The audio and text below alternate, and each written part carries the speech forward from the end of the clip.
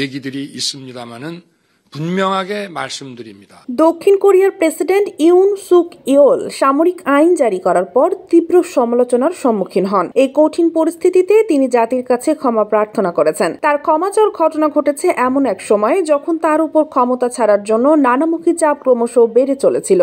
윤석열 대통령의 이번 비상계엄 폭거는 শনিবার জাতির উদ্দেশ্যে দেওয়া এক ভাষণে তিনি বলেন, আমি আন্তরিকভাবে দুঃখিত এবং সামরিক আইন জারির কারণে দেশবাসীর কাছে ক্ষমা প্রার্থনা করছি।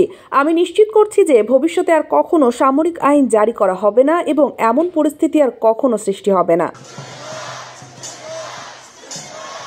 তিনি আরও জানান যে সামরিক আইন জারির মূল উদ্দেশ্য ছিল দেশকে উত্তর কোরিয়ার কমিউনিস্ট শক্তির হাত থেকে রক্ষা করা এবং দেশি বিরোধী শক্তিকে নির্মূল করা। প্রেসিডেন্ট ইউন সুক ইয়োল বলেন, বর্তমানে তিনি পদত্যাগের কোনো পরিকল্পনা করছেন না, বরং দেশের স্থিতিশীলতা আনতে ক্ষমতাসীন দলের উপর দায়িত্ব অর্পণ করেছেন। 우리 당과 정부가 함께 책임지고 উল্লেখযোগ্য যে চলতি সপ্তাহে প্রেসিডেন্ট ইউন সুক ইয়োল আকস্মিকভাবে সামরিক আইন জারি করেন যা দেশ জুড়ে রাজনৈতিক অস্থিরতার সৃষ্টি করে। তার এই সিদ্ধান্তের বিরুদ্ধে বিরোধী দল, সংসদ সদস্য এবং সাধারণ জনগণ ব্যাপক বিক্ষোভ শুরু করে। তারা পার্লামেন্ট ভবনের প্রধান প্রবেশপথ অবরুদ্ধ করে, যার ফলে দ্রুত পার্লামেন্টে ভোটাভুটির মাধ্যমে সামরিক আইন বাতিল করা হয়। 300 সদস্যের পার্লামেন্টে 190 জন সদস্য সামরিক আইনের বিরুদ্ধে ভোট দেন। 특검을 통해서 수사를 할 수 있게 하는 수사 요구안입니다. 그래서 শেখ মাসুমা, ডেইলি আওয়ার বাংলাদেশ।